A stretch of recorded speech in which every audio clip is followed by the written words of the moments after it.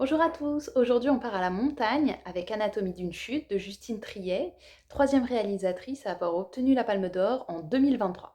Alors, ce film recèle tous les ingrédients du roman de Stephen King, Shining, l'enfant lumière. On a affaire à un couple d'écrivains parents d'un enfant médium qui s'appelle Danny, et dans la version de Justine Triet, on a un couple d'écrivains parents d'un enfant malvoyant qui s'appelle Daniel. Et puis ils vivent tous les trois isolés dans la montagne jusqu'à ce que mort les sépare. Et c'est intéressant parce que Stephen King regrettait que dans son adaptation, Stanley Kubrick se soit focalisé sur la folie et le meurtre plutôt que sur la dislocation de la famille. Et avec Anatomie d'une chute, vous allez voir, on comble cette partie manquante. Le film s'ouvre sur la voix d'une femme en interviewant une autre, puis on entend résonner brusquement une musique de 50 Cent, on a une balle de tennis qui tombe du haut d'un escalier en rebondissant jusqu'à ce qu'un chien d'aveugle vienne la récupérer. Et en fait, on a un plan, on a tout dit. On a une femme qui semble absente puisqu'on ne la voit pas, un mari qui se manifeste à travers une musique misogyne, une chute, et puis un malvoyant pour dénouer le tout.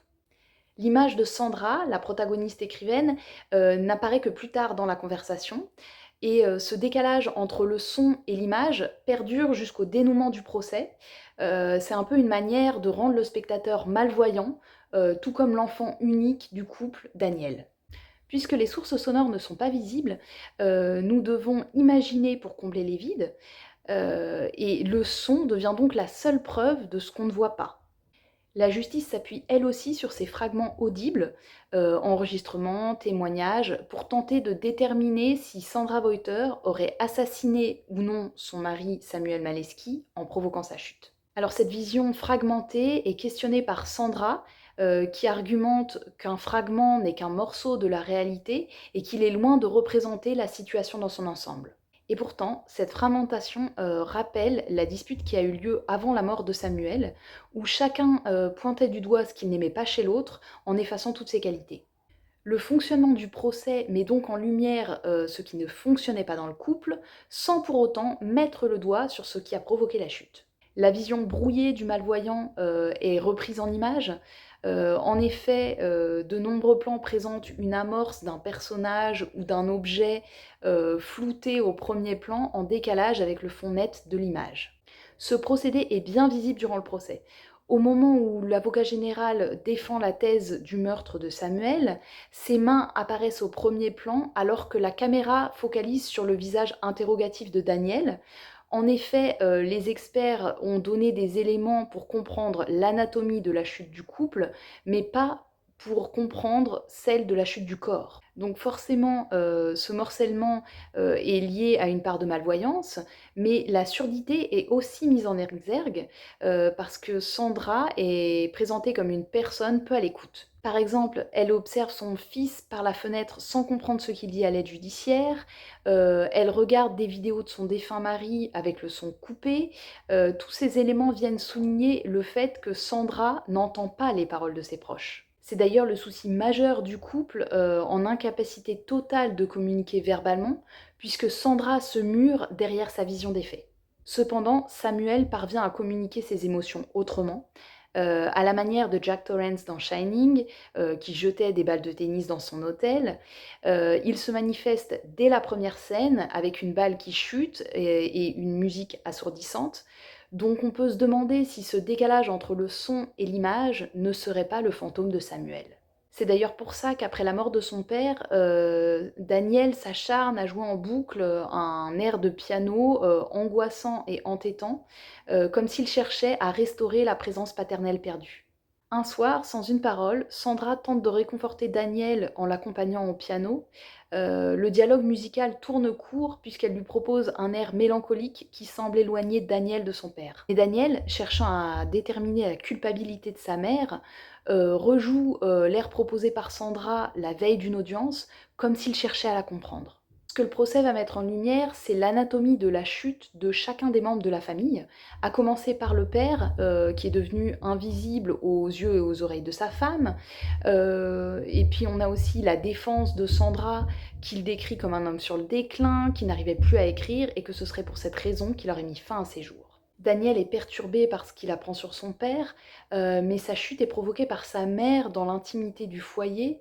Un jour qu'elle revient de soirée avec son avocat et ancien amant, sans aucun respect pour le sommeil de son fils, elle le réveille et tente de lui expliquer à quel point le procès déforme la réalité. Du coup, en inversant la relation parent-enfant, on atteint un nouveau niveau de lecture. Dans cette scène, le son et l'image sont synchronisés, mais les paroles et les intentions sont opposées.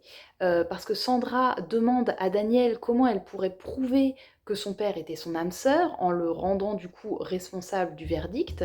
Et en fait, elle est en train de le bousculer dans son rôle d'enfant, en lui demandant de devenir à la fois le juge, le témoin et le sauveur. La chute de Sandra, quant à elle, est palpable dès le début du film, puisque Sandra est introduite sous le signe de l'absence. Au moment où Daniel l'appelle apeuré parce qu'il vient de découvrir le corps de son père, on filme sa chaise vide dans le bureau, ce qui signifie qu'elle a déjà déserté son rôle d'épouse et de mère. Sandra est dépeinte comme une femme qui peine à sortir de sa zone de confort. On peut le remarquer notamment durant le procès, quand elle passe son temps à repasser à la langue anglaise alors que la justice lui a bien demandé de s'exprimer en français, ce qui montre qu'elle suit un chemin déjà tout tracé. C'est d'ailleurs lors de la scène où l'assistante judiciaire rappelle à Sandra les directives de la juge qu'elle perd son statut de mère. Daniel reste figé alors que l'assistante judiciaire est en train de reprendre ses propos en demandant à Sandra de quitter le domicile. Et donc Daniel se sépare de sa mère en ne formant plus qu'un à l'image avec la représentante de la justice. Cette décision brutale intervient après la diffusion d'un enregistrement de la dernière dispute du couple qui témoigne à quel point le couple était disloqué. Cette scène, elle est d'autant plus forte que c'est la seule scène du film où Sandra et Samuel sont confrontés. Jusqu'alors, la présence de Samuel se manifestait à travers la musique, les photos, les témoignages et même à travers Vincent, l'avocat de Sandra. Par exemple, pendant la scène où il se retrouve après plusieurs années, l'avocat ne sait pas trop quelle langue il doit lui parler, s'il doit lui faire la bise. Donc on a l'impression d'avoir deux étrangers qui se connaissent et en fait cette scène symbolise un peu déjà la chute du couple. Quant au procès, la scénographie des déplacements de l'avocat général vient jouer avec notre perception. On a une scène où le psychanalyste est appelé à la barre et l'avocat général vient le masquer dans le champ, comme s'il tentait de prendre sa place pour pouvoir psychanalyser l'accusé. Puis il poursuit sa démonstration en lisant un extrait d'un de ses romans intitulé L'Éclipse et il se positionne devant Sandra comme s'il parlait pour elle. Et puis il va même encore plus loin après la diffusion de l'enregistrement, puisqu'il se positionne dans l'assistance pour interroger un témoin. Sandra est filmée depuis l'assistance en plan large, avec en amorce le dos de son fils, donc ce n'est plus le regard de la justice qui se pose sur elle, mais celui de son fils, de l'opinion publique et par extension du spectateur. Alors, que peut-on penser de cette épouse qui reste campée sur ses positions parce que ça l'accommode? Et que peut-on penser aussi de cette mère qui instrumentalise, voire sacrifie son enfant? Dès son premier appel à la barre, Daniel est filmé depuis les hauteurs du tribunal, positionné au cœur de la nef, donc qui serait l'endroit où se trouve l'autel dans une église. Et puis du coup, le fait qu'il soit filmé depuis les hauteurs, ça correspond aux grandes orgues. Donc on a un rappel à la musique et on peut se demander si ce serait pas finalement le regard du père qui se poserait sur son fils. Ses vêtements bleus, comme ceux de la Vierge Marie, vont de pair avec le tapis en forme de crucifix du tribunal, et donc ce choix pictural est sans appel. Daniel est là pour sauver sa mère. Cependant, cette scène est contrebalancée par le second appel à la barre de Daniel, qui cette fois est vêtu de rouge, comme les représentants de la loi, parce qu'il a compris que pour rendre justice, il ne fallait plus qu'il cherche à comprendre le comment, mais le pourquoi.